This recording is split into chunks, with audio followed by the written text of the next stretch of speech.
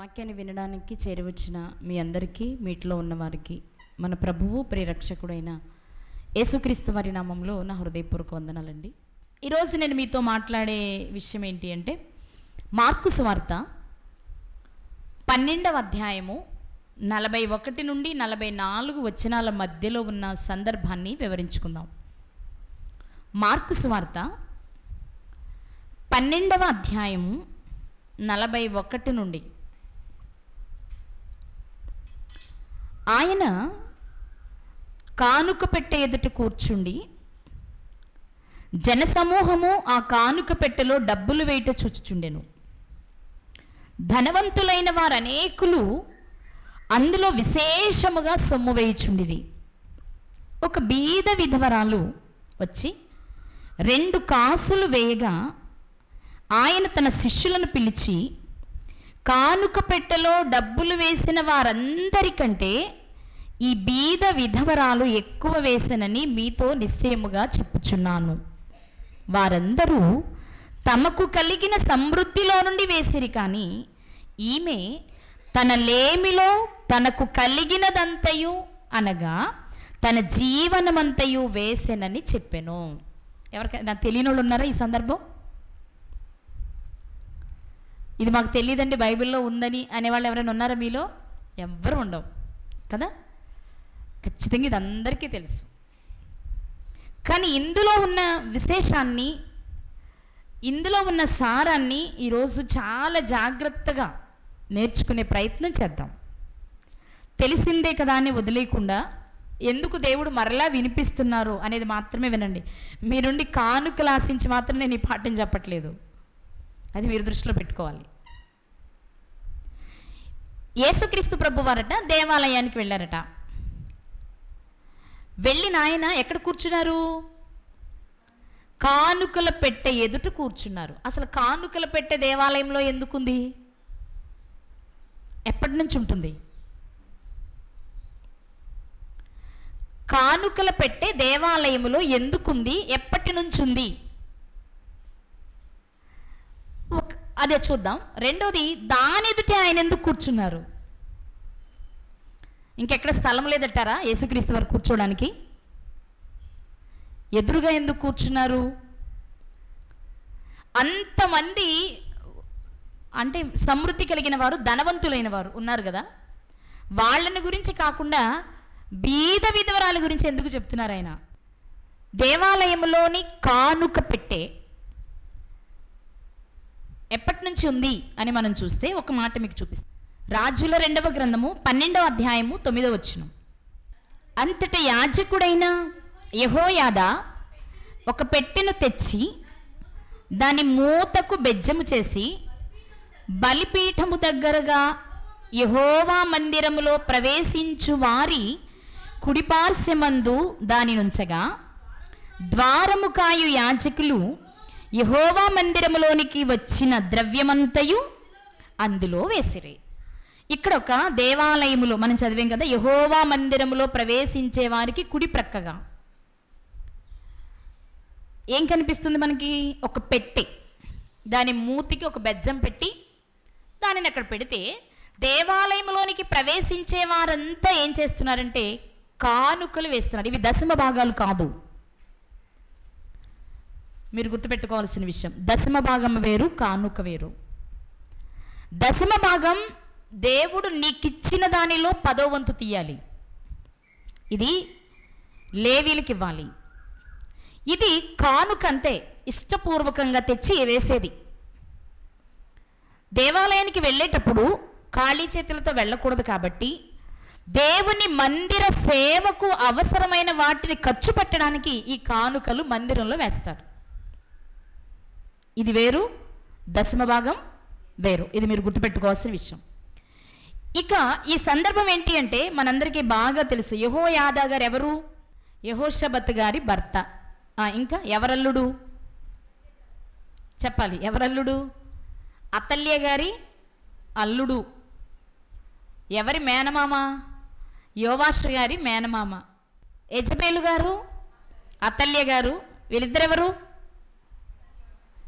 తల్లి కూతుళ్ళు.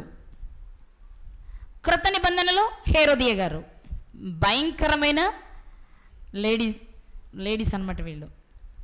ఈ అతల్య గారు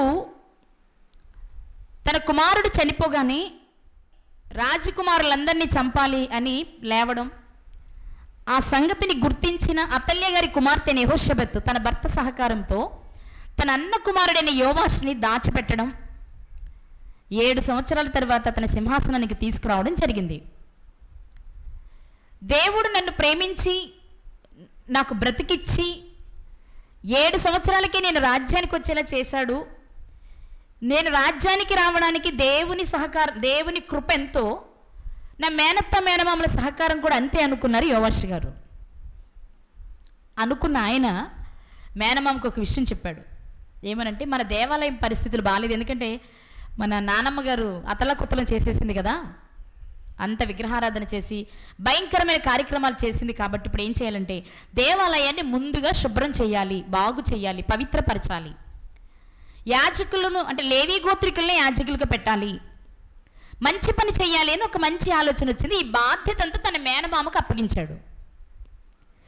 ఈ మందిరంలో ఉన్న పాడు చేసిన పరిస్థితులన్నిటిని తీసి చక్కబరిచి శుభ్రపరిచి మరలా వాటికి పెయింట్లు వేసి అన్ని ఫ్రెష్గా చేయాలి అంటే డబ్బు కావాలి. అందుకోసం ఏం చేస్తే బాగుంటుందని ఆలోచించినప్పుడు కానుకలు స్వీకరించాలనుకున్నారు.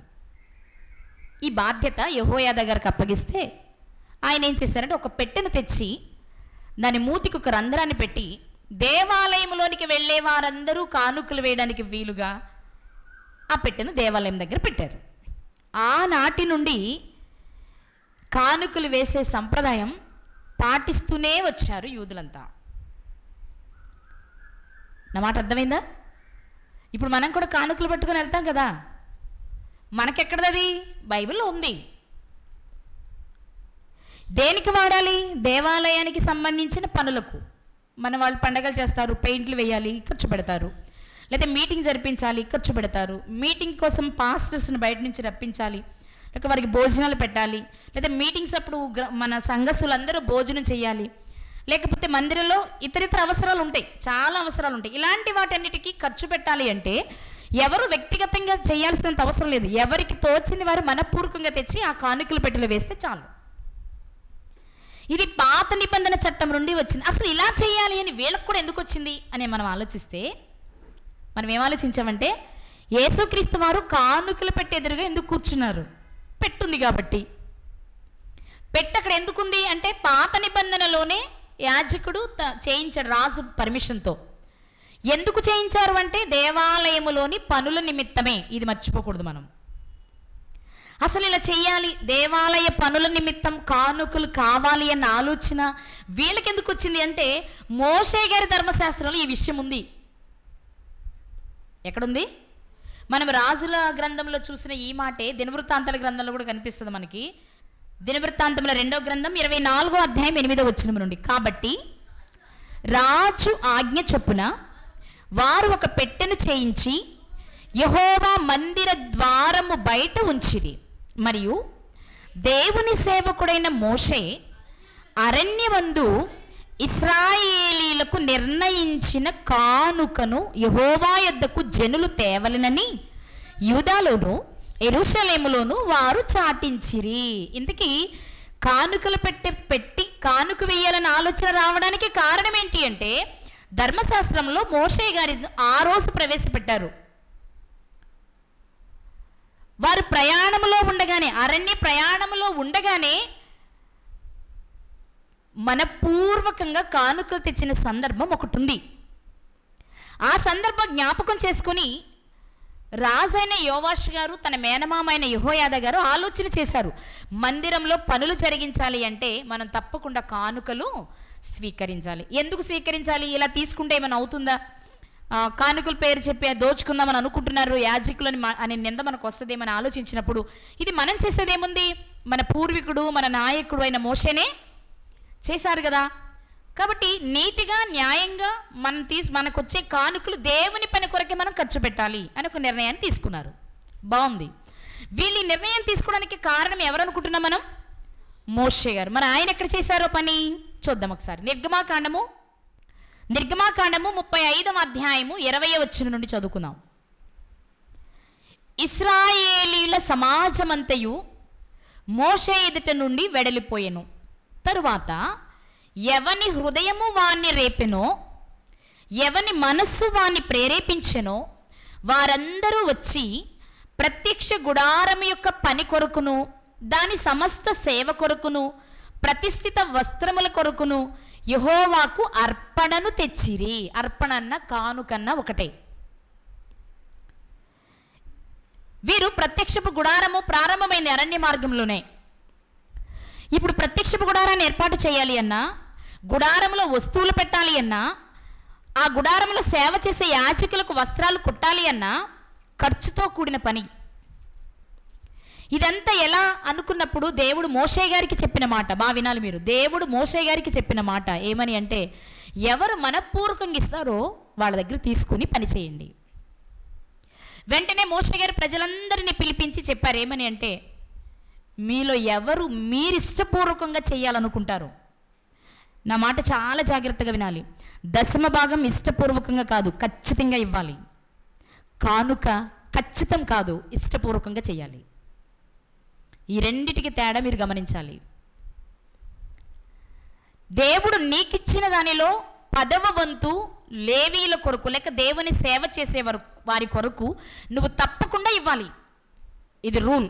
ఒకవేళ అది నువ్వు ఇవ్వకపోతే నువ్వే దొంగవి. యెహోవా యొద్ద ఎవరైనా దొంగిలునా, కానీ మీరు నా దగ్గర దొంగిలుచున్నారు. ఎలా దొంగిల్లం ప్రభు అంటారు కదా, నా దశమ భాగం నాకు ఇవ్వక నా దగ్గర మీరు దొంగిలించారు. మీకు మాట చెప్పనా, ఈ దశమ భాగం ఇవ్వని దొంగలే రేపు పరలోకానికి వెళ్ళని దొంగలు. పక్కింట్లో దోసుకొచ్చిన వాళ్ళు కాదు, దేవుని దగ్గరే దొంగతనం చేసిన వాళ్ళకి శిక్ష. పక్కింటి వాళ్ళకైతే తిరిగి ఇచ్చేయచ్చు కదా, అన్యాయంగా ఎవరి దగ్గర తెస్తే ఇచ్చేయచ్చా? జక్కి గారు ఇచ్చారా? ఇచ్చారు. మత్తయ్య గారు ఇచ్చారు. వాళ్ళకి తెలిసేమని, నేను అన్యాయం చేశాను, తిరిగి ఇచ్చేయాలని తెలుసు. మరి అన్యాయం చేస్తే తిరిగి ఇవ్వలేని పరిస్థితి ఎవరి దగ్గర ఉంటుందంటే దేవుని దగ్గరే. అసలు దేవుని దగ్గరే దొంగతనం చేస్తున్నామంటే మనం ఎంత పెద్ద దొంగలమో. కానీ మన దృష్టిలో దేవుని దగ్గర దొంగతనం చేసేవాళ్ళు దొంగల్లో కనపడరు. ఆ పక్కింటికి వెళ్ళి జాంకాయ కోసుకొచ్చినాడు, ఎదురింటికి వెళ్ళి దాన్ని జాకెట్ మొక్క తెచ్చిన వాళ్ళు మాత్రమే మన దృష్టిలో దొంగల్లా కనిపిస్తూ ఉంటారు. ఎందుకంటే మనకు తెలియదుగా, మనం అందరం గురువింద గింజలమేగా కదా. ఇక్కడ దేవుడు సెలవిస్తున్న మాట ఏంటి అంటే, నా మందిరంలో సేవ జరగాలి, నా మందిరంలో కొన్ని వస్తువులు పెట్టాలి. అప్పటికి ప్రత్యక్ష గుడారమే ఉంది. అక్కడ ఏర్పాటు చేయవలసిన వస్తువులను తయారు చేయడానికి ఎవరు ఇష్టపూర్వకంగా తెస్తారో, మనపూర్వకంగా ఎవరు తెస్తారో వాళ్ళ దగ్గర తీసుకోమని చెప్పారు ఆయన. అది కానుక లేక అర్పణ. అప్పుడట విపరీతంగా తెచ్చారంటండి. ఎలా తెచ్చారు? విపరీతంగా తెచ్చారట. మనపూర్వకంగా తెచ్చిన వారు విపరీతంగా తెచ్చారట. అందులో ఇక్కడ మీరు చూస్తారా, 22వ వచనం చూస్తే నిర్గమకాండం 35:22లో స్త్రీలు కానీ పురుషులు కానీ ఎవరెవరి హృదయములు వారిని ప్రేరేపించెనో వారందరూ యెహోవాకు బంగారు అర్పించిన ప్రతివాడును ముక్కరలను, పోగులను, ఉంగరములను, తావళములను, సమస్తమైన బంగారు వస్తువులను తెచ్చిరి. ఇక మీరు కిందకి చదువుకుంటూ వెళ్తే 26లో, ఏ స్త్రీలు జ్ఞాన హృదయము గలవారై ప్రేరేపింపబడిరో వారందరూ మేక వెంట్రుకలను వడికిరి. అంటే ఎవరికి ఏది కావాలంటే అది చేస్తూ వచ్చారు. 29 కూడా చదువుదాం. మోషే చేయవలనని యెహోవా ఆజ్ఞాపించిన పనులన్నిటి కొరకు ఇశ్రాయేలీలలో పురుషులేమి స్త్రీలేమి తెచ్చుటకు ఎవరి హృదయములు వారిని ప్రేరేపించిన వారందరూ మనపూర్వకముగా యెహోవాకు అర్పణములు తెచ్చిరి. మీకు అర్థమై ఉండాలి. ప్రత్యక్షపు గుడారాన్ని ఏర్పాటు చేస్తూ అందులో వస్తువులను తయారు చేయాలి అంటే అందుకు కావలసిన వెండి, బంగారము, వెంట్రుకలు అన్నింటినీ మనుషులు, స్త్రీలు, పురుషులు తేడా లేకుండా నా దేవుని పని కొరకు నేను ఇది ఇవ్వాలనుకుంటున్నాను అని ఇష్టంగా అది ఎక్కువ తక్కువ మంచి చెడు తర్వాత సంగతి ఎవరు మనపూర్వకంగా తెచ్చి ఇచ్చారో వారందరి దగ్గర మోషే గారు తీసుకుని ఆ పరికరాలన్నీ చేశారు. ఈ సందర్భాన్ని గుర్తు తెచ్చుకుని యోవాషు గారు, యెహోయాదా గారు ఇప్పుడు ఆలోచన చేస్తున్నారు. ఇప్పుడు మనము కానుకలు తీసుకుందాం. దేని కొరకు? మందిరమును పాడు చేశారు, మందిరముల వస్తువులన్నీ పాడైపోయాయి, వాటన్నిటిని మరలా పవిత్రపరిచి అన్నిటికీ పనులు జరిగించాలి అంటే మనీ కావాలి, వెండి కానీ బంగారం కానీ డబ్బులు కానీ ఎవరికి నచ్చిన వాళ్ళు తేవచ్చు, తెమ్మని చెప్పారు. ఇప్పుడు మీరు గమనించాల్సింది ఏంటంటే, ప్రత్యక్షపు గుడారము ఉన్నప్పుడు మోషే గారు కానుకలను తీసుకొచ్చే సంప్రదాయాన్ని ప్రవేశపెట్టారు. అది దేవుని మాట చొప్పునే. ప్రత్యక్షపు గుడారము ముగిసి దేవాలయం వచ్చింది సొలొమోను గారి కాలంలో. సొలొమోను గారి కాలంలో దేవాలయం రావడానికి ముందే సొలొమోను గారి తండ్రి కూడా మందిర నిర్మాణం కొరకు కానుకలు కావాలి అన్నారు. అప్పుడు వాళ్ళు ఎలా తెచ్చారో కూడా మాట చూద్దాం. దినవృత్తాంతముల మొదటి గ్రంథము 29వ అధ్యాయము 9వ వచనం. 29 మొదటి వచనం చదివితే సందర్భం మీకు అర్థమవుతుంది. తర్వాత 9 చదువుదాం. తరువాత రాజైన దావీదు సర్వ సమాజముతో ఈలాగు సెలవిచ్చెను, దేవుడు కోరుకొనిన నా కుమారుడైన సొలొమోను ఇంకనూ లేత ప్రాయము గల బాలుడై ఉన్నాడు. కట్టబోవు ఆలయము మనుష్యునికి కాదు, దేవుడైన యెహోవాకే గనుక ఈ పని బహు గొప్పది. కాబట్టి ఎవరైనా ఏమైనా తేవాలనుకుంటే తెమ్మని చెప్పారు ఆయన. ఇది ఎప్పుడు? ప్రత్యక్షపు గుడారము నుండి దేవాలయంలోనికి మారుతున్న సందర్భం. ప్రత్యక్షపు గుడారాన్ని తీసేస్తున్నారు ఇప్పుడు దేవుడు. ఇక దేవాలయంలోనికి వెళ్ళిపోవాలి. మందసం వెళ్ళిందంటే అతి పరిశుద్ధ స్థలము, పరిశుద్ధ స్థలము, ఆవరణము, ఇవన్నీ కామనిక. అప్పుడేమో డేరాల మధ్యలో ఉండేది, ఇప్పుడేమో ఆలయంలోనికి వస్తుందన్నమాట. ఇప్పుడు ఈ దేవాలయం నిర్మించేటప్పుడు కూడా మనపూర్వకంగా తేవాలి అని చెప్పినప్పుడు వారు ఎలా తెచ్చారో 9వ వచనం ఇప్పుడు చదువుదాం. వారు పూర్ణ మనస్సుతో యెహోవాకు ఇచ్చి ఉండిరి గనుక వారు అలాగు మనపూర్వకముగా ఇచ్చినందుకు జనులు సంతోషపడిరి. అలాగే 17వ వచనం కూడా చదువుదాం. 29:17 దినవృత్తాంతముల మొదటి గ్రంథం. నా దేవా, నీవు హృదయ పరిశోధన చేయుచు యథార్థవంతుల యందు ఇష్టపడుచున్నావని నేను ఎరుగుదును. నేనైతే యథార్థ హృదయము గలవాడనై ఇవి అన్నీ ఎలా ఇచ్చాను? ఎవరు చెప్తున్నారు ఈ మాట? దావీదు గారు. మనపూర్వకంగా ఇచ్చి ఉన్నాను. ఇప్పుడు ఇక్కడ ఉండు నీ జనులు నీకు మనపూర్వకంగా ఇచ్చుట చూచి సంతోషించుచున్నాను. నేను మనపూర్వకంగా ఇచ్చాను, నా ప్రజలు కూడా మనపూర్వకంగానే ఇస్తున్నారు. దేనికి? మందిర నిర్మాణానికి. మోషే గారి కాలంలో ప్రత్యక్షపు గుడార నిర్మాణానికి మనపూర్వకంగా తెచ్చారు. దావీదు గారి కాలంలో దేవాలయ నిర్మాణానికి మనపూర్వకంగా తెచ్చారు. మనపూర్వకంగా మందిర సేవకు ఇవ్వచ్చు అనేది ఈ రెండు సందర్భాలు బట్టి అర్థమవుతుంది. కనుకనే రాజైన యోవాషు ఆజ్ఞాపించాడు యాజకుడైన యెహోయాదా గారికి. ఏమని అంటే, మందిర సేవ కొరకు కానుకలు తీసుకుంటే మంచిది అని. అప్పుడు కానుక చేయించి పెట్టారు. ఆనాటి నుండి యేసుక్రీస్తు వారి కాలము వరకు కానుక పెట్టెలో ఇష్టపూర్వకంగా ఎవరెంత వేయాలి అనుకుంటే అంత వచ్చి వేయటమే. ఇంత రూల్ అని లేదు. కానుక పెట్టెలో వేసే కానుక మనపూర్వకంగా ఇచ్చేది. ఇది మీరు మర్చిపోకూడదు. ఇప్పుడు మన విషయంలోనికి వెళ్దాం. ఎందుకు వచ్చాం ఇక్కడికి? యేసుక్రీస్తు వారు కానుక పెట్టె దగ్గరే కూర్చున్నారు. నేను అనుకున్నాను ఈయనకి కూడా డబ్బులంటే కొంచెం ఆశేమో, ఎంత పడుతుంది అందులో మనం కూడా కొంచెం అడిగితే బాగుంటుందేమో అనుకున్నారేమో. అంతేనా?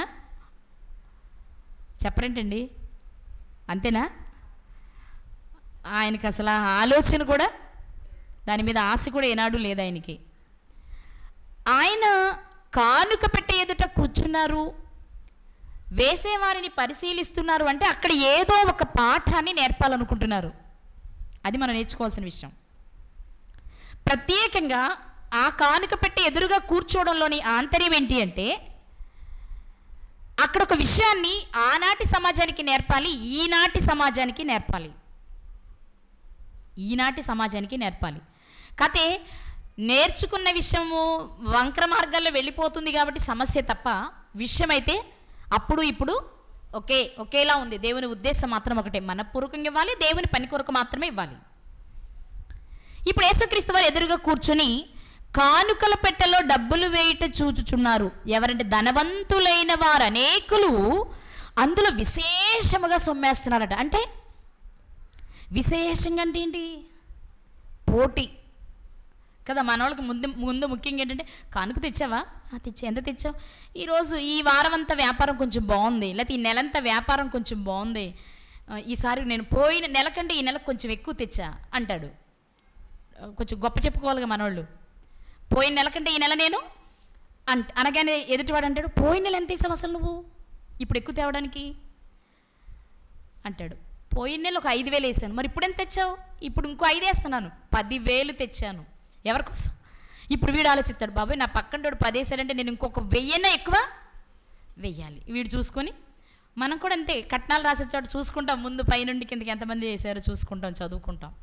మనం వేసేది ఎక్కువ ఉండాలి, 1 రూపాయి. దేవాలయంలో కూడా అంతే. దేవాలయాల మందిరాల్లో సేవ చేసేటప్పుడు మందిర సేవ కొరకు ఎవరైనా కానుకల కోసం వస్తే, ఇది ఆ పాస్టర్ గారు ఎంత వేసారండి, ఈ పాస్టర్ గారు ఎంత వేసారండి, ఆ ఊరు పాస్టర్ గారు ఇది ఇచ్చారండి అని చెప్తారు. మనకి ఎందుకు? వాళ్ళు ఎంత వేసారు మనకి ఎందుకు చెప్తారండి? మీరు ఏమి ఇవ్వాలనుకుంటున్నారో మీకు తోచింది, మీకు దేవుడు ప్రేరేపించింది, మా పని నిమిత్తం ఇవ్వండి అని కదా అడగాలి, అంతేనా? మామూలుగా తెల్ల అడగాలి వచ్చేవాళ్ళు. మన ఊరు కూడా చాలామంది వస్తారు దేవాలయ నిర్మాణం కొరకు. అందులో నిజమేంతో అబద్ధమేంతో మనకు తెలియదు అనుకునేది వేరే విషయం. కానీ వచ్చి అడిగేవాళ్ళు ఏమని అడుగుతారు తెలుసా? మొన్నేనండి ఆ పాస్టర్ గారి దగ్గరికి మీకంటే ముందేనండి ఆ పాస్టర్ గారి దగ్గరికి వెళ్ళాను, ఆయన ఎంత రాస్తారో తెలుసా చూడండి. మనకెందుకు? ఆయన రాసినంత నేను రాస్తానని రూల్ ఏంటి? లేకపోతే ఆయన రాసినంతే రాయాలని మాత్రం ఏముంది? నాకు ఇంకా ఎక్కువ ఇవ్వాలనిపించవచ్చు. కానీ వాళ్ళ మనుషుల మనసు ఎలా ఉంటుంది? ఒకరితో మరొకరిని పోల్చి వారిలో ప్రేరణ కలిగించి ఒకరికంటే ఒకరు గొప్పగా ఉండాలి అనే ఆలోచన తీసుకునేవాడే ముందు కలిగిస్తాడు. మనం కూడా దానికి పడిపోయి ఆయన ఎంత రాశాడు కూడా అడగమని కొన్ని సందర్భాలు. ఆయన ఎంత రాశాడు, 10 రూపాయలు ఎక్కువ రాయి అంటాం, లేకపోతే 100 ఎక్కువ రాయి, 1000 ఎక్కువ రాయి. ఎందుకు? గొప్ప కదా. మరి అక్కడ ధనవంతులట విశేషమైన సొమ్మేస్తున్నారట. అయితే అందరూ అలా ఉన్నారని కూడా అనుకోక్కర్లేదులేండి. మంచి మనసుతో ఇచ్చేవారు కూడా లేకపోలేదు. కానీ మంచి మనసుతో ఇచ్చేవారు ఎవరైనా, నేను ఒక మాట చెప్తా, మీరేమనుకోవద్దు, మంచి మనసుతో ఇచ్చేవారు ఎదుటి వారికి తెలియాలని కోరుకోరు. అక్కడే మనకు అర్థమైపోద్ది వారు ఏ మనసుతో ఇస్తున్నారు అనేది. పర్లేదులేండి, దీని గురించి మీరేం అక్కర్లేదు, సైలెంట్, ఎవరు రాయకండి చెప్పకండి అంటాను చూడండి. అందులో నిజాయితీ. నా పేరు రాయలేదా నువ్వు ఏంటి? నేను కూర్చొని జాగ్రత్తగా విన్నాను, నా పేరు ఒకటే రాలేదు, అందరి పేర్లు వచ్చినాయి, కానీ అందరికంటే ఎక్కువ ఇచ్చింది నేనైతే, నా పేరు ఎందుకు చదవలేదు అన్నామంటే మనం మంచి మనసుతో ఇచ్చినట్టు కాదు. అది ఎవరైనా కావచ్చు, నేను ఎవరిని విమర్శించట్లా. ఆ మనస్సు మనకుంది అంటేనే దేవునికి నచ్చేది కాదు. అది కానుకల పెట్టెలో వేసేస్తున్నారు. ఇక్కడ మీరు గమనించాలి, కానుకల పెట్టె వెళుతూ కానుక పెట్టలేస్తే ఎవరైనా తీసారు ఎవరికి తెలుసుద్ది? దేవాలయ ద్వారం దగ్గర పెట్టారు కదండి డబ్బా, పెట్టారా? లోపలికి వెళ్తూ ఉండగానే వేసి వెళ్ళేలా పెట్టారు కదా. అందరూ ఒకసారి వచ్చే వేరుగప్పుడు.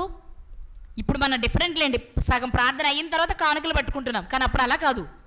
దేవాలయం దగ్గరికి వెళ్ళేటప్పటికి ఎంట్రన్స్లోనే కానుకలు వేసి వెళ్ళాలి. అలా వేయడం వల్ల ఎవ్వరికి అందులో పడిపోతాయి కాబట్టి ఎంత తెలియదు. ఇప్పుడు మీకు డౌట్ రావాలి, మరి యేసుక్రీస్తుకి ఎలా తెలిసింది భేద విధవరాలు ఇచ్చింది 2 అని? ఆయనకి అన్నీ తెలుసు కాబట్టి, శబ్దాన్ని బట్టి కూడా గ్రహించగలరు కాబట్టి, అక్కడ పాఠాన్ని నేర్పాలనుకుంటున్నారు కాబట్టి. అదే యేసుక్రీస్తు వారు కాకుండా యెహోయాదా గారిని అడగండి ఎంత వేసారో చెప్పమని, ఎవరైనా వేస్తే తెలియదు ఆయనకి. ఎందుకని? ఆయనకు మామూలు వ్యక్తి. ఈయనకి అన్నీ తెలుసు కాబట్టి ఎవరు ఎలా వేస్తున్నారో చూస్తున్నారు. ఇదే మాట మనకి లూకాసు వార్త 21వ అధ్యాయంలో కనిపిస్తుంది అండి. ఒకసారి చూద్దామా? లూకాసు వార్త 21వ అధ్యాయంలో మొదటి వచనం. కానుక పెట్టెలో తమ కానుకలను వేయిచున్న ధనవంతులను ఆయన పారజూచెను. అక్కడ కూర్చున్న వెంటనే వాళ్ళని చూస్తూ ఉంటే ఒక్కొక్కరు మంచి సూటు బూటుతో వస్తున్నారు, చాలా రిచ్గా కనబడుతున్నారు. వీళ్ళంతా బాగా ధనవంతుల్లో ఉన్నారు. అసలు వీళ్ళు ఎంత వేస్తారో చూద్దాం అనుకుని ఉంటారు. యేసుక్రీస్తు వారు కూర్చొని చూస్తున్నారు. ఎవరిని? కానుకలు వేస్తున్న అందరినీ అనలేదు, అక్కడ ధనవంతులను పారజూచెను అంటే అర్థం ఏంటి? ప్రత్యేకంగా శ్రద్ధ పెట్టి చూస్తున్నారు. వీళ్ళు ఎంత ఇస్తారు దేవుని పనికి. లోక సంబంధంగా చాలా గొప్ప స్థితిలో ఉన్నవారు కదా, దేవుని పనికి కానుకల పెట్టెలో వేసేని దేనికోసం మాట్లాడుకున్నాం మనం? మందిర సేవ కొరకు వాడడానికి కదా. మరి దేవుని మందిర పని కొరకు ఇచ్చేవాళ్ళు ఏ మనసుతో ఇస్తున్నారు, ఎంత ఇస్తున్నారు? చూపులకు మాత్రం వీళ్ళు గొప్పోళ్ళ ఉన్నారు కదా అని చూస్తున్నారు. ఈయన వాళ్ళు కూడా నిజంగా విశేషమైన సొమ్మేస్తున్నారంటండి పోటీతో.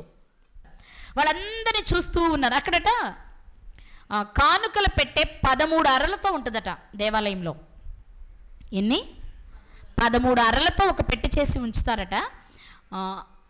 ఆ విధవరాలు వేసిన 2 కాసులు 2 నాణ్యాలు రాగివట. ఈ 2 రాగి నాణ్యాలను మైట్స్ అనే పేరుతో పిలుస్తారట. 2 రాగి నాణ్యాలను ఏమి పిలుస్తారు? మైట్స్ అంటారట. దీని గ్రీకు భాషలో లెప్టా అంటారట. జస్ట్ ఇన్ఫర్మేషన్ కోసం మాత్రమే, మీరు గుర్తుపెట్టుకోవాల్సిన అవసరమే లేదు. ఓకేనా? ఇప్పుడు ఈ 13 అరలతో ఉన్న పెట్టె ఎదురుగా యేసుక్రీస్తు వారు కూర్చున్నారు. ధనవంతులు విశేషమైన సొమ్ము వేస్తుంటే ఆయన చూస్తూ ఉన్నారు. ఈలోపు ఒక బీద విధవరాలు వచ్చారు. ఎవరండి? జనరల్గా బీద విధవరాలు అనగానే మనం వీడియో చూసినంత వరకు కూడా ఒక వృద్ధురాలను పెడతారు. కానీ వృద్ధురాలు అనడానికి ఏం లేదు. విధవరాలంటే భర్త లేని స్త్రీ అని మాత్రమే. బేద అంటే ఏమీ లేదనే తప్ప వృద్ధురాలు అవ్వాలనేం రూల్ లేదు కదా. ఏదో సినిమా కోసమో లేకపోతే దానికోసమో చేసి ఉంటారు. ఇక్కడ కేవలం బీద విధవరాలు మాత్రమే వచ్చారు. ఈమె ఒకటి బీదరాలు, 2 విధవరాలు. ఈమె వచ్చి 2 కాసులు ఆ కానుకల పెట్టెలు వేస్తూ ఉండగా యేసుక్రీస్తు వారు చూశారు. చూసి వెంటనే శిష్యులు పిలిచి, ఇటు రండి, మీకు ఒక విషయం చెప్పాలి. ఆ కానుకల పెట్టెలో ధనవంతులైన వారంతా కానుకలు వేశారు, కానీ ఈ బీద విధవరాలు అందరికంటే ఎక్కువ వేసింది అన్నారు. మామూలుగా ఆలోచించండి, ధనవంతులు ఎలా వేశారని చెప్పుకున్నాం మనం? విశేషమైన కానుకలు వేశారన్నాం కదా. 2 కాసుల కంటే విశేషమైన కానుకలు చిన్నవా? చెప్పాలి మీరు. 2 కాసుల కంటే, అంటే మామూలు వాడుక భాషలో మాట్లాడుకుందాం, 2 రూపాయల కంటే విశేషంగా వేసిన ఆ సొమ్ము తక్కువ? మామూలుగా అయితే కాదు, చాలా ఎక్కువ. కానీ వారికంటే ఈమె ఎక్కువ వేసింది అని యేసుక్రీస్తు వారు చెప్పడానికి కారణం ఏంటి అంటే 44వ వచనంలో ఆన్సర్ ఉందండి. వారందరూ తమకు కలిగిన సమృద్ధిలో నుండి వేసిరి. వాళ్ళకి చాలా ఉంది, అందులో కొంచెం వేశారు. ఆ కొంచెం ఎక్కువే, ఆ కొంచెం ఇక్కడ విశేషమైన సొమ్మే. కానీ వారు వేసిన దానికి ఇంకో 10 రెట్లు 100 రెట్లు ఉంది వాళ్ళకి, అందులో నుంచి కొంత తీసివేశారు. కానీ ఈమైతే ఏం చేసింది? తన లేమిలో, చెప్పాలి, తన లేమిలో ఉన్నదంతా ఇచ్చేస్తుంది. ఈమె జీవనమంతా ఇచ్చేస్తుంది. జీవనమంతా అంటే ఇది ఇస్తే ఇక రేపు బ్రతకడానికి ఆమె దగ్గర ఏమీ, చెప్పాలి మీరు, అదేమి అంటే రైస్ కొనుక్కోవడానికి బియ్యం, ఒక పావు కేజీ బియ్యం కొనుక్కుందామన్నా లేవు, 4 ఉల్లిగడ్డలు కొనుక్కుందామన్నా లేవు, ఏమీ లేవు. ఈ 2 ఉంటే ఏమైనా కొనుక్కోగలదేమో. కానీ ఇక్కడ మనం ఆలోచన చేద్దాం. ధనవంతులు ఉన్నదానిలో కొంచెం వేస్తే ఆయనకి నచ్చలా. విధవరాలు ఉన్నదంతా ఇస్తే నచ్చింది. అంటే దేవునికి ఉన్నదంతా ఊడ్చిపెడితే ఇష్టం అనమాట అనుకోవద్దు. ఆ మనస్సు నచ్చింది. ఏంటి ఆమె మనస్సు అనేది కొంచెం సేపు మనం ఆలోచన చేద్దాం. ఏంటి ఆమె మనస్సు అంటే, వాస్తవానికి వేస్తుంది 2 కాసులుగా, ఒకటి ఉంచుకోకూడదా? పేదదే, విధవరాలు అంటే భర్త లేడు, పిల్లలు ఉన్నారో లేదో మనకు తెలియదు, చూసేవాళ్ళు ఎవరైనా ఉన్నారో లేదో మనకి తెలియదు. సరే, నాకంటూ ఎవరూ లేరు అనుకుందాం కాసేపు. నాకంటూ ఎవరూ లేరు కదా, ఇంకొక రోజు బ్రతుకుతాను కదా, 1 కాసు వేసి 1 కాసు ఉంచుకుందాం అనుకోవచ్చుగా, అనుకోకూడదా? 1 రోజైనా బ్రతుకుద్ది కదండి ఇంక ఎక్స్ట్రా. నా మాట అర్థమవుతుందా మీకు? 2 కాసులు ఉన్నాయి, 2 కానుక ఇయ్యచ్చు. ఆమెకున్నది 2 కాబట్టి అందులో 1 ఇచ్చిందంటే 50% వేసినట్టే మిగిలిన వాళ్ళతో పోల్చుకుంటే. అదేనా ఎక్కువే. 1 వేసి ఆ 1తో ఇంకొక రోజు గడుపుదాం నేను అనుకోవచ్చు. కానీ రేపు అనే ఆలోచన ఆమె మనసుకు తెచ్చుకోవట్లేదు. ఈరోజు ఉన్నాను కదా నేను, ఈరోజు ఉంది కదా నాకు వేయడానికి, వేసేస్తా మొత్తం. ఏం జరిగింది అది జరిగింది. నేను నాకున్నదంతా ఇస్తే నన్ను అనాథలా విడిచేవాడు కాదు దేవుడు. అది ఆమె నమ్మకం, ఆమెకున్న విశ్వాసం. నేనిచ్చిన దానితోనే సమాజం ఏం బ్రతికిపోదు, నేనిచ్చిన దానితోనే దేవాలయమో బాగుపడిపోదు. కానీ నాకెందుకో నా మనసు ప్రేరేపిస్తుంది, నాకున్నదంతా ఇచ్చేయాలి ఆయనకి, నా సర్వం ఆయనకి ఇచ్చేయాలి. బ్రతుకుంటే నేను ఎలా బ్రతకాలో ఆయన చూసుకుంటారు, లేదు అయిపోతే నా జీవితం ఈ రోజుతోనే ముగిసిపోతుంది. ఏదైనా పర్వాలేదు, కానీ నాకున్న మొత్తం నేను ఆయనకి ఇచ్చేయాలి. ఇక్కడ మనం ఒక విషయాన్ని ఆలోచిస్తే, ఆకాశ పక్షులను చూడుడి అన్న మాట ఒకవేళ ఆమె గుర్తొచ్చిందేమో. యేసుక్రీస్తు వారు బోధ చేశారు కదా, ఏమని? ఏమి తిందుమో, ఏమి త్రాగుదమో, ఏమి ధరించుకుందుమో అని మీరు చింతించొద్దు. మరేం చేయాలి? నా రాజ్యమును నా నీతిని వెతకండి, మీకు ఏం కావాలో అది నేను మీకు ఇస్తా. అవును, ఆమె ఆ రాజ్యాన్ని వెతుకుతుంది. అందులో భాగంగా ఉన్నదంతా ఆ పని కొరకు ఖర్చు పెట్టాలి అనుకుంది. నాకున్నదంతా నేను ఆయనకి ఇస్తే నేను ఉన్నన్నాళ్ళు ఆయన నన్ను చూడగలరు. అది ఆమెకున్న విశ్వాసం. నాకున్నదంతా ఇస్తే నేనున్నన్నాళ్ళు ఆయన నన్ను చూడగలరు. ఈ సందర్భంలో మరొక విధవరాల్ని మనం జ్ఞాపకం చేసుకోవాలి. ఆమె ఎవరు అంటే సారెపతు విధవరాలు. ఎవరండి? ఆవిడ కూడా ఆ రోజు తినడానికే ఉంది ఆమెకు. ఏలియా గారు వెళ్ళినప్పుడు ఏం చెప్పారామె? నేను నా కుమారుడు తింటే ఈరోజు ఈ పూటకి సరిపోతాయి, అందుకు పొలాలు ఏరుకోవడానికి వచ్చాం, ఇక రేపు మాకు లేదు అంటే ఆవిడ మనసు ఏం చెప్తుంది? ఈరోజు తినడానికి ఉంది కాబట్టి ఈరోజు తిను చెప్పింది. ఆమె కూడా ఏం చేసింది? ఏలియా గారు వచ్చి అడిగారు, ఏమని? అమ్మా నాకు కొంచెం మంచినీళ్ళు ఇవ్వా. మీకు తెలుసు కదా రాజుల మొదటి గ్రంథం 17వ అధ్యాయంలో, నాకు కొంచెం మంచినీళ్ళు ఇవ్వా అంటే సరే వెళ్ళబోతుంది మంచినీళ్ళు తేవడానికి. అమ్మ నాకు ఒక కప్పును చేసి తీసుకురావా. అయ్యో నా దగ్గర ఎక్కువ పిండి లేదండి, నాకు నా కుమారుడికి చెరుకు అప్పానికి మాత్రమే ఉంది, దానికే సరిపోద్దు నూనె కూడా. మూడవ మనిషిగా నీకు ఇవ్వడానికి నా దగ్గర అంత లేదు, ఒకవేళ నీకంటూ ఇస్తే మా ఇద్దరిలో ఎవరొక్కరు మానేయాలి, మా పరిస్థితి అది అన్నప్పుడు ఆయన ఏమన్నారంటే మొదటిది చేసి నా దగ్గరకు తీసుకురా అన్నారు. నిజంగా మొదటిది చేసి తీసుకుని వెళ్తే 3.5 సంవత్సరాలు పోషించబడ్డారు ఆమె కుమారుడు, ప్రవక్త కూడా. ఒక పూట తినే ఆ రొట్టెలు ఎక్కడ? 3.5 సంవత్సరాలు 3 పూటలు తినేంత అవ్వడం ఎక్కడ? ఆమె కూడా మొదట అనుకుంది, అవి తినాలనుకుంది అంతే, ఈయన వస్తారు అడుగుతారు చేయాలనేంత లోతు ఆమెకు తెలియదు కాబట్టి ఈ రోజుకు మాత్రమే సరిపడి ఉన్నాయి అనుకుంది. నాకు అన్న తర్వాత ఓకే ఆయన చూసుకుంటారు, ఒకవేళ నిన్నటితోనే నా పిండి అయిపోతే నిన్నటితోనే అయిపోయేదని కదా అనుకుందేమో. ఆ విధవరాలు ఏమనుకుంది? ఈ పూట కుంది కాబట్టి ఈ పూట తినాలనుకుంటున్నాను, అదే నిన్న అయిపోతే అయిపోయినట్టే కదా అనుకుందేమో. ధైర్యం చేసింది, తీసుకొచ్చింది. 3.5 సంవత్సరాలు పోషించబడింది. బహుశా ఆ సారెపతు విధవరాలు ఈ విధవరాలి మనస్సులో మెదులుతుందేమో. నా మాట అర్థమైందా?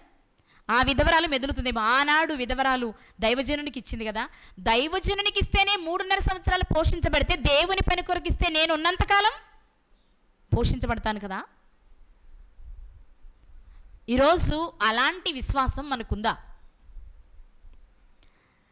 ఖచ్చితంగా దేవునికి ఇవ్వాలి అనే టైం వచ్చేటప్పటికి మనం ఎలా ఆలోచిస్తామంటే ఉన్నది ఎంతో లెక్కేసుకుంటాం, ఆ నెలలో మనకున్న అవసరాలు ఏంటో లెక్కేసుకుంటాం. అన్ని తీరిన తర్వాత మిగిలిన దానిలో నుండి వెయ్యాల వద్దా ఆలోచిస్తాం మనమైతే. కాదా? నిజం చెప్పండి, కాదా? అవును. అందుకే దేవుని చేత పోషించబడేలా మనం ఉండలేకపోతున్నాం ఈరోజు. మనకెంతున్నా మనం ఎందుకు ఇబ్బందులు పడుతున్నాం, మనకెంతున్నా మనం ఎందుకు రిస్క్ పడుతున్నాం అంటే కారణం అదే. మన మనస్సు దేవుని మీద ఆనుకోవడం లేదు. దేవుని కొరకు మనం చేస్తే దేవుడు నన్ను పోషిస్తాడు అనే ధైర్యం మనకి లేదు. కానీ ఈ సాయంకాల వేళ దేవుడు ఆ విధవరాలి జీవితం ద్వారా మనకి నేర్పిస్తున్నది ఏంటి అంటే, నేను ఉన్నది ఆయనకిస్తే నేనున్నంతకాలం ఆయన నన్ను లోటు లేకుండా పోషించగలడు. సారెపతు విధవరాలికి ఆ రోజుకుంది, ఈ విధవరాలికి ఇక లేదు. ఇవేస్తే ఆమె దగ్గర ఏమీ లేదు. ఈమెను గూర్చి వ్రాయబడిన మాట బీద విధవరాలు అని వ్రాయబడింది కదా. ఏమని రాయబడింది? బీద విధవరాలు అని వ్రాయబడింది. ఆ విధవరాల దగ్గర బీద విధవరాలని రాయలా, కరువు ఉంది కాబట్టి లేదంతే. అంటే ఆమె కాస్త పర్వాలేదు ఉన్నామే. కానీ ఈమె మాత్రం ఎవరు? బీద విధవరాలు. కానీ బైబిల్ గ్రంథంలో నిరుపేదలైన వారు కూడా దేవుని పని కొరకు సాహసించిన వారి చరిత్ర ఉంది. మనం అంటాం నాకే దిక్కు లేదండి, నేనేం చేయాలి దేవుని పనికి అంటారు. నీకు దిక్కు లేదని నువ్వు అనుకున్నంత కాలం నువ్వు దిక్కుమాలినోళ్ళనే ఉంటావు. దేవుని పనికి ఇవ్వడానికి వెనుక తిరిగినంతకాలం, వెనుక చూసినంతకాలం, ఒకవేళ ఇచ్చి లెక్కలేసుకున్నంతే. మళ్ళీ చెప్తున్నా, ఇవ్వడానికి వెనక్కి తిరిగి చూసినంతే, ఇచ్చి లెక్కలు వేసుకున్నా వాళ్ళు ఇవ్వలేదు, వీళ్ళు ఇవ్వలేదు, వీళ్ళు ఇవ్వలేదు, వాళ్ళు ఇవ్వలేదు, వాళ్ళకంటే నేనే ఎక్కువ ఇచ్చా. ఎందుకు నువ్వు ఇచ్చింది? నువ్వు 10 సార్లు చెప్పుకున్నావు అంటేనే అది ఆయనకి మనకే నచ్చదు కదండి. మనం అప్పు తెచ్చుకుంటాం. బాగా వినండి, ఈ మాట చెప్తాను. మనం అప్పు తెచ్చుకుంటాం. మనం తెచ్చుకున్న వ్యక్తి వెళ్ళి ఎవరి దగ్గరైనా నేను పలానా మమ్మల్ని తీసుకోండి, నన్నే తీసుకోండి, పలానా రత్నమణికి నేను 10,000 అప్పించానని చెప్పాడు అనుకోండి. ఒక వ్యక్తి నన్ను అడిగితే బాగానే ఉంటుంది. అలా 2-3 నన్ను అడిగారు అనుకోండి, నాకు ఎలా ఉంటుంది? అసలు వాడి దగ్గర ఎందుకు తీసుకున్నాను, అనవసరంగా తీసుకున్నట్టు, నీ ఊరంతా చాటేస్తున్నాడు నన్ను అనిపిస్తుంది. అనిపించదా? చెప్పాలి, కోపం వస్తుంది. మళ్ళీ తిరిగి అడుగుతాం, ఏమని తెలుసా? నువ్వు నాకు ఊరికే ఇచ్చావా? వడ్డీకే కదా ఇచ్చావు, అప్పే కదా ఇచ్చావు, మరి దేశం అంతా చెప్తావు ఎందుకు నా గురించి? ఆయన అందరికీ చెప్పాలనుకున్నప్పుడు నాకు ఎందుకు ఇచ్చావు? మళ్ళీ రివర్స్ అంటాం మనం. అంటే మనకు ఆ మాట నచ్చదు. మరి మనకే ఇలా ఉంటే నేను ఎంత ఇచ్చా దేవునికే నువ్వు డప్పు కొట్టుకుంటా ఉంటే నిన్నెలా చూస్తారు ఆయన? ఏంటో నువ్వు నాకు ఇచ్చింది, నేను ఇస్తేనే కదరా, అందులోనే కదా నువ్వు నాకు కొంచెం తీసి ఇచ్చింది, ఏంటి గొప్ప చెప్తున్నావు అని ఆయన అనరా? కానీ మనం అది ఆలోచించం. అందుకే దేవుని మాట సెలవిస్తుంది ఏంటో తెలుసా? ఇవ్వడానికి వెనుక ముందు ఆలోచించుకుంటాం. ఈ నెలలో దేవుని పనికి ఇవ్వాలా, అబ్బో నేను 1000 రూపాయలు ఇవ్వాలా, ఈ నెల కొంచెం కష్టమండి, కట్టుకోవాల్సినవి చాలా ఉన్నాయి. ఈ నెలలోనే మన పిల్లలు ఉంటారు కదా, కాలేజ్ ఫీజు కట్టాలండి, ఈ సంవత్సరం ఎంటర్ అయిపోయింది, డిగ్రీకి వెళ్తుంది, డిగ్రీ అయిపోయింది, పీజీకి వెళ్తుంది, కొంచెం ఫీజు పెరిగింది, ఈసారికి దేవుని పనికి నేను ఆపేస్తా, నా పనులు కట్టుకోవాలి అంటున్నాము. అంటే వాళ్ళ ముందు దేవుడు పెడుతున్నారు ఈ విధవరాళ్ళిద్దరిని. వాళ్ళకి లేదా రేపు బ్రతకాలని వాళ్ళకు ఉండదా? బ్రతకాలని వారికి ఉంది, కానీ బ్రతికించే ఆయన మీద నమ్మకం ఉంది వాళ్ళకి, మనకది లేదు. నా మాట అర్థమవుతుందా? ఆ వయసులో ఆ స్థితిలో సంపూర్ణంగా విశ్వాసం ఉంది ఆమెకి. ఎవరి మీద? దేవుని మీద. నేను ఆయన కొరకు పనిచేస్తే ఆయన నా కొరకు ఏదైనా చేయగలరు. సారెపతి విధవరాలు పేదదని రాయబడలేదు, విధవరాలంతే. కానీ ఈ విధవరాలు పేద విధవరాలు. పేదరికంలో ఉన్న ఈమె ఉన్నదంతా ఇవ్వగలుగుతుంటే మరి మనం ఎంత ఇస్తున్నాం? మనం మన లగ్జరీ లైఫ్ కొరకైతే ఎంతైనా ఖర్చు పెడతాం కాదా? నిజం చెప్పండి. మన లగ్జరీ లైఫ్ కొరకు ఎంతైనా ఖర్చు పెడతాం. మనం ఏదైనా వస్తువు కొనడానికి వెళ్తే వాడు మన మీద ఎంత బ్యాండ్ వేసినా కడతాం కాదా? ఒక చీర కొనుక్కోవడానికి వెళ్తామండి, అది దాని అసలు రేట్ 500 600 ఉంటుంది, మనకు 1000 1200 చెప్తాడు. మనం పెద్ద గొప్పగా 1200 చెప్పింది 1000 కడిగి నేను 200 తగ్గించి కొన్నాను తెలుసా అంటాం. అది ఆల్రెడీ 600 అసలు. అక్కడ ఎంతవరకు నష్టం? అయినా మనకి అది లెక్క ఉండదు. ఎందుకని? మన దృష్టిలో 200 తగ్గించుకోగలిగాం, అది గొప్ప అని ఫీల్ అవుతాం అంతే. అదే 400 దేవుని పని కొరకు ఖర్చు పెట్టమనండి. అమ్మో 400 నేను ఒక్కదానేనా? భలే వాళ్ళే. ఇంకేదైనా అడగండి కానీ దేవుని పనికి అంత కదా. నేను 50 ఇద్దాం అనుకున్నా, 20 ఇద్దాం అనుకున్నానండి. గీస్తాం. అందుకే మన జీవితాల్లో అభివృద్ధి ఉండదు, ఆధ్యాత్మికంగా కానీ భౌతికంగా కానీ. విశాల హృదయంతో చేయగలగాలి దేవుని పని. మనం ముందు నుండి చూసాం. మోషే గారు ప్రత్యక్ష గుడారాన్ని చేసిన మనపూర్వకంగా తెచ్చారు. దావీదు గారు మందిరాన్ని నిర్మిస్తున్న యథార్థ హృదయంతో మనపూర్వకంగా తెచ్చారు. యెహోయాదా గారు పెట్టిన యథార్థ హృదయంతోనే తెచ్చారు. అంటే దేవునికి ఇచ్చేది ఎలా ఉండాలి? యథార్థమైన హృదయంతో మనపూర్వకంగా ఇవ్వాలి. అది ఎవరి నుండో ఎవరో చూస్తున్నారని కాదు, లేకపోతే ఇది ఇస్తే దేవుడు మనకేదో ఇస్తాడని కాదు. నువ్వు ఇవ్వాలనుకున్నది మనపూర్వకంగా ఇచ్చేయి. నీ దగ్గర తీసుకున్న ఆయన నీ దగ్గర అలాగే ఉంచాలని అయితే ఏమనుకోడు, లేకపోతే అంతే ఇవ్వాలని ఆయన అనుకోరు. అసలు నువ్వు ఎంత ఇస్తే ఇంత పెడతారు ఆయన. మనుషులుగా మీరే లేకపోతే మనమే ఒకరు మనకి ఏదైనా పెడితే తిరిగి ఇవ్వాలనుకుంటే సమస్తాన్ని కలిగించిన దేవుడు ఆయన కొరకు నువ్వు ఖర్చు పెడితే నీకు ఇవ్వరా? కానీ ఆ మనసు ఎందుకు రావట్లేదు? మరి మనకి ఎందుకు రావట్లేదు? అయ్యో భలే చెప్పారండి బాబు, 10వ భాగమే కష్టం, మేము కానుకలు ఎక్కడ వేస్తాం అన్నట్టు చూస్తున్నారు మీరంతా నన్ను. 10వ భాగం రూల్ ఇవ్వాలి, కానుక మన ఇష్టం. ముందే చెప్పా. రూల్నే అతిక్రమించగలిగిన వాళ్ళము ఫ్రీగా ఇచ్చేదాని దగ్గరికి వెళ్తామా? చెప్పండి అన్నమాట. కానీ దేవుని వాక్యం సెలవిస్తున్న విషయం, ఎక్కడైనా శిథిలమైపోయిన పాడైపోయిన మందిరాలు బాగు చేయాలి అంటే నీ వంతు సహకారం ఉండాలని కోరుకో, తప్పలేదు. కష్టపడు. ఎవరో ఒక 100 మందిని పిలిచి మీటింగ్ పెట్టి కష్టపడుతూ శ్రమ పడుతున్నాడు అనుకో, నీ వంతు చేయి ఎంతో కొంత సహకారం. కానీ నువ్వు చేసేది 10 మందికి తెలియాలని మాత్రం కోరుకోకు. ఒకవేళ చెప్పకపోయినా దాన్ని నువ్వు ఆశించుకో. ప్రతిఫలం ఇచ్చి ఆయన చూస్తున్నాడు, ఆయన కంటికి మరుగైనది ఏది లేదు. ఇది మనం గుర్తుంచుకోవలసిన విషయం.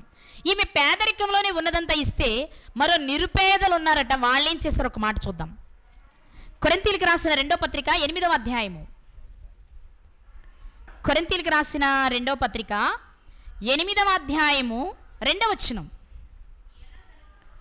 ఎలాగనగా వారు బహుశ్రమ వలన పరీక్షింపబడగా అత్యధికముగా సంతోషించిరి, మరియు వారు నిరుపేదలైనను వారి దాతృత్వము బహుగా విస్తరించెను. ఇంతకీ ఎవరు వీళ్ళు? 8వ అధ్యాయం 1వ వచనం. సహోదరులారా, మాసిదోనియా సంఘములకు అనుగ్రహింపబడి ఉన్న దేవుని కృపను గురించి మీకు తెలియజేయుచున్నాను. ఎవరికి దేవుని కృప ఉంటుంది? ఎవరికి దేవుని కృప ఉంది అంటే మాసిదోనియా సంఘానికి ఉందట. ఎందుకుంది? నిరుపేదలైనను మరొక వైపు బహుశ్రమలైనను వారి దాతృత్వమట బహుగా విస్తరించి. అదేంటే నిరుపేదలు చేయగలరా? చెప్పాలి మీరు. నిరుపేదలు చేయగలరా? నిరుపేదలు కూడా చేస్తారండి. పేదలు, నిరుపేదలు, దరిద్రులు. పేదవాళ్ళలోనే 3 రకాలు. పేదోడంటే రోజు తినడానికి ఉంటుంది కానీ ఎదుటోడికి పెట్టేంత ఉండదు. నిరుపేదంటే వారానికి ఒకసారి తినేంత ఉంటుంది కానీ వారానికి ఒకసారి తినగలిగేది ఉండదు. రోజు తినే పరిస్థితి ఉండదు నిరుపేదకి. ఇక దరిద్రుడికి చూస్తారు తప్ప తినే ఛాన్సే ఉండదు. ఇందులో కూడా 3 కేటగిరీలు. ఇప్పుడు చెప్పండి, నిరుపేదల పరిస్థితి ఏంటి? వారానికో నెలకో ఒక్కరోజు మాత్రమే తినగలరు వారు సమృద్ధిగా. మిగిలిన రోజులన్నీ కష్టమే, లేక పస్తులే. మనం అంటాం కదా, ఈరోజు పని చేస్తేనే, ఈరోజు రెక్కాడితే కానీ మా డొక్కాడదని సామెత ఉంది చూసారా? అలాంటి కోవకు చెందిన వారు అన్నమాట. ఎవరు? నిరుపేద స్థితిలో. నిరుపేద స్థితిలో ఉండి కూడా దాతృత్వం చేస్తుందంటే మాసిదోనియా సంఘం. ఎందుకు చేయగలిగింది? ఎలా చేయగలిగింది? దేవుని పని నిమిత్తం మేము చేస్తే ఇక్కడ మేము నిరుపేదలైనా అక్కడ మేము ధనవంతులం. ఈ మాట ఈరోజు ఇక్కడ కూర్చున్న మనం అనుకోగలుగుతున్నామా? మరోసారి అడుగుతున్నా, ఇక్కడ కూర్చున్న మనము దేవుని పని వస్తే నీకున్న సమృద్ధిలో నుండి కొంచెం వేస్తున్నావా ధనవంతులా? నీకున్న సమృద్ధిలో కొంచెం వేస్తున్నావా? నీకున్నదంతా ఇస్తున్నావా? నీకు లేకపోయినా ఇవ్వాలి అని ప్రయత్నం చేస్తున్నావా? ఇందులో ఏ కేటగిరీలో ఉన్నావు నువ్వు? నిరుపేదలో ఉన్నావా? పేదరికంలో ఉన్నావా? దరిద్రతలో ఉన్నావా? లోక సంబంధంగా నువ్వు దరిద్రుడివైతే దేవుని దృష్టిలో నువ్వు ఐశ్వర్యవంతుడివి. లోకం దృష్టిలో నిరుపేదవైతే నువ్వు దేవుని దృష్టిలో చెప్పాలి కోటీశ్వరుడివి. లోకం దృష్టిలో పేదవాడివైతే దేవుని దృష్టిలో లక్షాధికారివి. ఈ లోకంలో ఆర్థిక స్థితి ఎంత తక్కువగా ఉంటే దేవుని దగ్గర అంత ఎక్కువగా ఉంటుంది మనకి. దేవుని ఎడల ధనవంతులు కావాలనుకునేవారు ఇక్కడ పేదలైనా నిరుపేదలైనా దేవుని పని కొరకు ఆలోచించేవారిగా ఉండాలి. దేవుని పని కొరకు అంటే పాస్టర్ గారికి ఇమ్మని కాదు సుమా. దేవుని పనికి నువ్వు ఎలా ఖర్చు పెట్టాలి? ఈరోజు నేను పని చేశాను, దేవుడు నాకు ఆయుష్ ఇచ్చారు, ఆరోగ్యం ఇచ్చారు, ఈరోజు పని చేసుకోవడానికి నాకు సహాయం చేశారు, ఈరోజు నేను 1000 సంపాదించాను, 100 నాది కాదు దశమ భాగం, కానీ నేను కానుక కూడా ఇవ్వాలి, ఇంకో 100 ఇస్తా. ఈ 200తో నేను ఏం చేయాలి? ఇదిగో పలానా ఏరియాలో దైవజనుడు ఏమీ లేక పేదరికంలో కష్టాలు అనుభవిస్తూ ఛార్జీకి కూడా లేకుండా వెళ్తున్నాడట, ఛార్జీకి ఇద్దాం. వారు తినడానికి కూడా లేకుండా సంఘానికి వెళ్ళిన తర్వాత వారిచ్చే కానుకగా వచ్చి అరటిపండు తిని కడుపు నింపుకుంటున్నారట, వారికి ఒక పూట భోజనం పెడదాం అనుకోవచ్చుగా. దైవజనుడికి ఇమ్మని నేను చెప్పట్లేదు, ఇది అప్పుడు ఇప్పుడు ఎప్పుడు చెప్పే మాట. నేను దేవుని పనిలో నీకు ఇచ్చిన సమృద్ధిలో కాదు, నీకున్న లేమిలో కూడా నువ్వు చేయగలిగితే అది దేవుని దృష్టిని ఆకర్షిస్తుంది. ఉన్నదానిలో ఎవరమైనా చేస్తాం, ఉన్నది ఎవరమైనా చేస్తాం. కానీ మన మనసు ఎక్కడ ఆగిపోయింది అంటే, నేను ఇలా అంటున్నాను మీరు ఏమనుకోదు, మన మనసు ఎక్కడ ఆగిందంటే ఉన్నదానిలో కొంచెం అనే చోటే ఆగిపోయాం తప్ప నేను ఆయన కొరకు ఏది చేసినా నాకు ఆయన చేస్తారు అనే దానిలోకి ఇంకా మనం రాలా. ఇది సరిపోలేదు, అది సరిపోలేదు, దీన్ని కొనుక్కోవడానికి లేదు, దాన్ని కొనుక్కోవడానికి లేదు, ఈ నెల కాదు వచ్చే నెల, ఇవేగా మనం వేసే వాయిదాలు కాదా? అలానే ఏం సంపాదించేసావు చెప్పు నువ్వు ఈ లోకంలో? ఏం సంపాదించేసావు? నేను చెప్పనా, ఎక్కడో చోట వేస్ట్గా పోయాల్సిందే. అది మనం ఇక్కడ ఆపుకున్నా, ఇక్కడ గీస్తాం దేవుని దగ్గర, ఇవన్నీ పోగు చేసి ఎక్కడో చోట పెడతావు. పోగొట్టుకోవడమో, హాస్పిటల్లో పోయడమో, అన్యంగా ఏదైనా కొనుక్కొని ఎక్స్ట్రా కట్టేయడమో, ఏదో ఒక రూపంలో అది ఏమవుతుంది, వెళ్ళిపోద్ది. ఎందుకో తెలుసా? ఇచ్చే మంచి మనసు, మనపూర్వకంగా ఇచ్చే మనసు నీకు లేదు కాబట్టి ఎలా లాక్కోవాలో ఆయనకి బాగా, ఏంటి ఎలా ఆపాలో మనకు తెలిసినప్పుడు ఎలా లాక్కోవాలో ఆయనకి తెలియదంటారా? ఆయన దగ్గర మనం నేర్చుకోవాలా, మన దగ్గర ఆయన నేర్చుకుంటారా తెలివితేటలో? చెప్పాలి. ఈరోజు దేవుడు మనకి జ్ఞాపకం చేస్తున్నారు విధవరాలి జీవితాన్ని. ఏమనో తెలుసా? రేపటిని గూర్చిన చింత ఆమెకు లేదు. ఈరోజు నీకున్నది మనపూర్వకంగా ఇచ్చే మనసు నీకు లేదు అంటే రేపటిని గూర్చిన ఆలోచన నీకు ఉంది. 1. 2, ఆయన నన్ను పోషిస్తాడు అనే విశ్వాసం మనకి లేదు, ఆమెకుంది. ఆ స్త్రీకి ఆయన చూసుకుంటారు నా జీవితాన్ని, ఏం పర్వాలేదు అనుకుని ఇచ్చేస్తుంది. అంతటి విశ్వాసం మనకి లేదు, దేవుని పట్ల అంత ప్రేమ మనకి లేదు. అందుకే ఆమె చేసిన కార్యము అందరి దృష్టికి వెళ్ళాలనుకున్నటువంటి యేసుక్రీస్తు ఆ పెట్టెదురుగా కూర్చున్నారు. పోనీ చూసిన సైలెంట్గా ఉండొచ్చుగా. సైలెంట్గా ఉండడానికి కదా అక్కడ కూర్చున్నారు పనిగట్టుకుని. ఏం చేయాలి ఇప్పుడు? ఆ విషయాన్ని ఆయన తెలియచేయాలి. శిష్యులను పిలిచి మాట్లాడుతున్నారంటే వేసిన ధనవంతులు కూడా వింటారుగా, వినరా? మామూలుగా అప్పటివరకు చక్కగా కాలు ఎగరేసుకుంటూ డబ్బులు పట్టుకుని చాలా తెచ్చని ఎక్కువ అనుకుని వచ్చి ఉంటారు వాళ్ళు. కానీ ఎప్పుడైతే యేసుక్రీస్తు వారు ఈ పేద విధవరాలి జీవితాన్ని బయట పెట్టారో ఒక్క క్షణం ఆగుంటారు, ఆలోచించుంటారు. అలాంటి వారి మనసులో ఆలోచన కలిగించడానికే యేసుక్రీస్తు వారు పెట్టెదురుగా కూర్చున్నారు. శిష్యులకు కూడా నేర్పించారు. శిష్యులను పిలిచి ఏం చెప్తున్నారు? ఈమె అందరికంటే ఎక్కువ వేసింది. ఎలా అయ్యా? వారికి ఉన్న దానిలో వేశారు, సమృద్ధిలో నుండి కొంచెం వేశారు, ఈమె లేమిలో నుండి. అంటే దేవునికి ఏది ఇష్టం అనమాట? ఏది ఇష్టం? అది చదివిన తర్వాత నాకు కూడా అనిపించిందండి. ఒక్కోసారి అనిపిస్తుంది, అబ్బా మనకు బాగా డబ్బులుండి ఇది చేసేయచ్చు అది చేసేయచ్చు అనిపిస్తుంది. కానీ అబ్బాయి అలా అనుకుంటాం, కానీ అప్పుడు చెయ్యమనుకుంటా. పేదరికమే బెటరు. కొంచెం ఏముంటుంది, ఆ కొంచెంతోనే చెయ్యొచ్చు. అందుకే బీదలైన మీరు ధన్యులు అని ఉంటారు యేసుక్రీస్తు.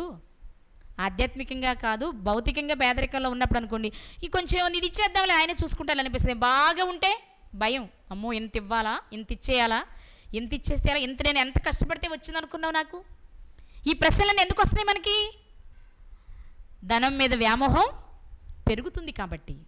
అందుకే పేదలైన మీరు ధన్యులు. అవును, పేదరికంలో ఉండడం చాలా మంచిది అనిపించింది నాకు. ఉన్నంతలోనే దేవుని స్తుతించవచ్చు, ఉన్నంతలోనే దేవుని మహిమపరచవచ్చు. ఈ విధవరాలు చేస్తున్నది కూడా అదే ప్రియులారా. విధవరాలి జీవితం నుండి దేవుడు మనకు నేర్పిస్తున్నది ఏంటి అంటే సంపూర్ణ విశ్వాసము. నేను స్త్రీని కదా, నా భర్త లేడు కదా, నాకెవరూ లేరు కదా, రేపు నా పరిస్థితి ఏంటి అనే ఆలోచన ఆమెకు లేదు. అననీయ సప్పీర గారు ఉన్నారు. అననీయ గారికి సప్పీర గారు ఉంది, సప్పీర గారికి అననీయ గారు ఉన్నారు. అయినా ఏం చేశారు? అమ్ముకున్న దాంట్లో కొంచెం దాచుకోవాలి అనిపించింది కదా. ఎందుకని? ఉంది కదా, మందే కదా, మనం ఊరికే కదా ఇస్తున్నాం కాబట్టి మనం కొంచెం ఉంచుకుంటే ఏమి. కానీ ఏమేం చేస్తుంది? నాకేం లేదు కదా, ఉన్నదే 2, ఏమైంది ఇచ్చేద్దాం, ఇంక ఉంటే మహా అంటే ఇంకొక రోజు బ్రతుకుతా, లేకపోతే 2 కాసులు ఇవ్వకుండా ఉంటే 2 రోజులు బ్రతుకుతా అనుకుందాం. 3వ రోజైనా నా పరిస్థితి ఏమీ లేనట్టే కదా. అదేదో ముందే చేసేస్తే ఆయన మనసు నేను గెలుచుకోవచ్చు కదా, నేను ఆయన కొరకు చేస్తే ఆయన నా గురించి ఆలోచిస్తారు కదా అని ఆలోచించింది. నిజమే, ఆమె గురించి ఆలోచించుంటారు. తర్వాత విషయాలు మనకు రాయబడలేదు, కానీ తప్పకుండా ఆమె దేవుని చేత పోషించబడే ఉంటుంటుంది తర్వాత కాలంలో. ఎందుకంటే ఎవరైనా దేవుని బట్టి చేసేవారికి దేవుడు తప్పకుండా సహాయము, తన నామమును బట్టి చూపే ప్రేమను మరచుటకు దేవుడు అన్యాయస్తుడు కాదు. హెబ్రీ పత్రికలో చదువుకుంటాం మనం అన్నమాట. ఇప్పుడు ఆమె ఎవరిని బట్టి చేస్తుందవన్నీ? దేవుని నామాన్ని బట్టే కదా, దేవుని పని జరగాలనే కదా వేస్తుంది. కాబట్టి ఈరోజు మనం ఆలోచన చేద్దాం, మనం ఎక్కడున్నాం, మనం ఏం చేస్తున్నాం. ఈరోజు మనం ఖర్చు పెట్టేది మందిరం అంటే ఏదో ఇక్కడ కట్టుకునే మందిరాలకి, స్తంభాలకి, ఇటుకలకి, వీటికని కాదు నేను మాట్లాడుతుంది. ఇవి చేసినా తప్పు కాదు, ఎందుకంటే మనం కూర్చొని నేర్చుకోవాలిగా. ఒకవేళ ఇది చేయకపోయినా పర్వాలేదేమో, కానీ శిథిలమైపోతున్న మానవ దేహాలను గురించిన చింత నీకుందా? దీని కొరకు నువ్వు ఏమైనా ఖర్చు పెట్టగలుగుతున్నావా? ప్రాముఖ్యమైన విషయం ఏంటి అంటే ఈ మందిరాల నిర్మాణం కోసమో ఈ మందిర పని కొరకు కంటే నువ్వు చేయవలసింది ఏంటి అంటే దేవుని నిజ మందిరమైన దేహాలు శిథిలమైపోతున్నాయి కదా. త్రాగుతో, మందుతో, మత్తుతో, వ్యభిచారంతో, దొంగతనాలతో, మోసాలతో మనస్సుని పాడు చేసుకుని, శరీరాలను పాడు చేసుకుని నరకానికి జారిపోతున్న నీ సహోదరుడి విషయంలో నీకు జాలుందా? అందుకోసం అవసరమైతే నీకున్నదంతా ఖర్చు పెట్టగలిగే స్థితిలో నీవున్నావా? వాడెవడో తాగి తందలాడి పడిపోతే ఆడి కోసం నేను చేయడం ఏంటండి అనుకుంటున్నావా? ప్రయత్నం చేయరాదు, మారతాడేమోగా. ఒకవేళ ఆ వ్యక్తి మారు మనసు పొందితే నువ్వు పెట్టిన ఖర్చుకి ప్రతిఫలమేగా, దేవుడు తప్పకుండా నీకు న్యాయం చేస్తారుగా. చేయరా? కానీ ఎందుకు ఆలోచించలేకపోతున్నావు? ఒకవేళ దుర్వినియోగపరుస్తున్నాడా, దేవుని చిత్తానికి వదిలే నేను తప్పు కాదన్ను. కానీ అసలు మొదటిసారే ప్రయత్నం మనం చేయకపోతే ఎలా? కాబట్టి తప్పకుండా ప్రయత్నం చేయాలి. ప్రయత్నం చేయాలి అంటే ముందు నీకు డబ్బు మీద వ్యామోహం ఉండకూడదు. 2 శిథిలమైపోతున్న ఆలయాలను బాగు చేయాలి అనే ఆశ నీకు ఉండాలి. ఈ రెండిటిని నువ్వు దృష్టిలో పెట్టుకుంటే నీకున్నదంతా ఇస్తే నన్ను, నా తర్వాత వారిని కూడా దేవుడు సమృద్ధిగా పోషించగలడని నమ్మకం నీకు ఉండాలి. ఈరోజు విశ్వాసం లేకపోవడం వలనే ఏ కార్యాన్ని దేవుని దగ్గర మనము చూడలేకపోతున్నాం. కాబట్టి ఆ విధవరాలి జీవితం నుండి దేవుడు మనకు నేర్పిస్తున్న విషయం, ఆమెకున్న విశ్వాసం నీకుందా? దేవుని పనిలో, దేవుని కొరకు ఖర్చు పెట్టే విషయంలో ఆలోచించండి. ఒకవేళ లేకపోతే ఈరోజే తెచ్చుకుందాం. ఆఫ్టర్ ఆల్ ఒక విధవరాలు, ఒక స్త్రీ తనకున్నదంతా ఇవ్వగలిగితే, నాకు భర్త ఉన్నాడు, లేక నాకు భార్య ఉంది, సంపాదించుకురాగలిగిన పిల్లలు ఉన్నారు, లేక అత్తమామలు ఉన్నారు, తల్లిదండ్రులు ఉన్నారు, నాకు ఆర్థికంగా నాకు మంచి స్థితి ఉంది, నేను దేవుని కొరకు ఎంత ఆలోచిస్తున్నాను, దేవుని పని కొరకు నేను ఎంత కేటాయిస్తున్నాను అనేది తప్పకుండా అందరూ ఆలోచించవలసిన విషయం. ఒక్క మాట చెప్తాను, నేను ఎక్కడ విన్న మాట చెప్తాను, అంటే ఫన్నీగా ఉంటుంది, ఆలోచిస్తారని చెప్తున్నాను. ఒక స్త్రీ అట భూమి మీద జీవితకాలం అంతా బ్రతికి మరణించి పరలోకం వెళ్ళిపోయిందట. అక్కడికి అంటే ఫన్నీ కోసమే సుమా, ఇది వాస్తవం అనుకోవద్దు. అక్కడికి వెళ్ళగానే మధ్యాహ్నం భోజనం టైం అయిందట. ఒక దాసుడు వచ్చి, అమ్మ మీ అందరికీ, మీ అక్కడున్న వాళ్ళందరికీ మీకు ఏ భోజనం కావాలో స్లిప్ రాసి ఇవ్వమన్నాడట. ఒక్కొక్కరు చికెన్ బిర్యానీ, మటన్ బిర్యానీ, ఆ బిర్యానీ, ఈ బిర్యానీ స్లిప్పులు రాసిస్తున్నారు, నాకు ఇది కావాలి, నాకు ఇది కావాలి, ఇది కావాలి అని. సరే అవన్నీ తీసుకున్న దాసుడు వెళ్ళిపోయాడట. కాసేపు ఆగిన తర్వాత ఒక స్త్రీ కూడా ఒక స్లిప్ రాసింది, చికెన్ బిర్యానీ కావాలి అని రాసిందట. తర్వాత ఒక ప్లేట్ పట్టుకొని వచ్చిందట దేవదూత. అంతే కదా, సేవకులు అంటే అక్కడ ఎవరు దేవదూతలే కదా. తీసుకొచ్చి ప్లేట్ ఇస్తే అందులో పప్పు ఉందట. ఆవిడ అడిగిందట, నేను చికెన్ బిర్యానీ అడిగితే నాకు పప్పు వేసి తెచ్చేవేంటి అందట. అప్పుడు దూత చెప్పిందట, భూమి మీద దేవుని పని కొరకు నువ్వు చేసిన దాని విలువ ఇక్కడ నీకు పప్పుతో సమానం అన్నాడట. అంటే నువ్వు పడిన కష్టం, నువ్వు పెట్టిన ఖర్చు ఎంత? పప్పన్నానికి సరిపడంత. పప్పన్నానికి సరిపడంత చేసి ఏమడుగుతున్నావు? ఇక్కడ కూడా మనం అడిగేది అదే కదా. అంటే ఇక్కడ ఉద్దేశం ఏంటి అంటే, మనం ఎంత చేస్తామో అంత సంపాదించుకోగలుగుతాం. ఇక్కడ కొంచెం చేయాలనుకుంటాం, అక్కడ ఎక్కువ సంపాదించాలనుకుంటాం. చూడు, అది మనసు తప్పు. ఇక్కడ ఎక్కువ చేద్దాం, అక్కడ ఆటోమేటిక్గా పెరిగిపోద్ది. కాబట్టి ఇక్కడ ఉండగానే చికెన్ బిర్యానీ ఇష్టం ఉన్నవాళ్ళు చికెన్ బిర్యానీ అంతా, మటన్ బిర్యానీ ఇష్టం ఉన్నవాళ్ళు మటన్ బిర్యానీ అంతా. దేవుని పని కొరకు ఖర్చు పెట్టండి. డబ్బులే పెట్టమని నేను చెప్పను, మీ ఆరోగ్యాన్ని ఖర్చు పెట్టండి, మీ సమయాన్ని ఖర్చు పెట్టండి, మీకు ఏది ఉంటే అది దేవుని పని కొరకు మీరు ఖర్చు పెట్టండి. అప్పుడు అక్కడ దర్జాగా రాయొచ్చు స్లిప్ మీద. ఏమని చెప్పాను? ఏమని? అక్కడ ఏం తిండి ఉండదు, లేదా ఇది ఉంటుందని కాదండి. అంటే ఉదాహరణ, ఇక్కడ మనం చేసిన దానికి అక్కడ ఉంటుందని చెప్పడానికి మాత్రమే ఈ విషయం. కాబట్టి ఆలోచించండి, మీరు ఎంత చేస్తున్నారో మీకు అంత లభిస్తుంది అక్కడ. ఎవరికైనా అంతే కదండి, పని చేసిన వారికే జీతం. ఎంత కష్టపడితే అంత జీతం. మీకు ఏం కావాలో మీరే నిర్ణయించుకోండి. కానీ బీద విధవరాలు కంటే పేదరికంలో అయితే మనం లేం. కానీ బీద విధవరాలు కంటే మాత్రం మరింత పేదరికంలో ఉన్న విశ్వాస విషయంలో. ఇప్పుడు మనం చేయాల్సింది ఏంటంటే విశ్వాసాన్ని పెంపొందించుకోవాలి. అది పెంపొందించుకుందాం, దేవుడిచ్చే ఆశీర్వాదాన్ని పొందుకుందాం, పరలోకాన్ని స్వతంత్రించుకుందాం. అట్టి కృప దేవుడు మనందరికీ దయచేయునుగాక. ఆమేన్.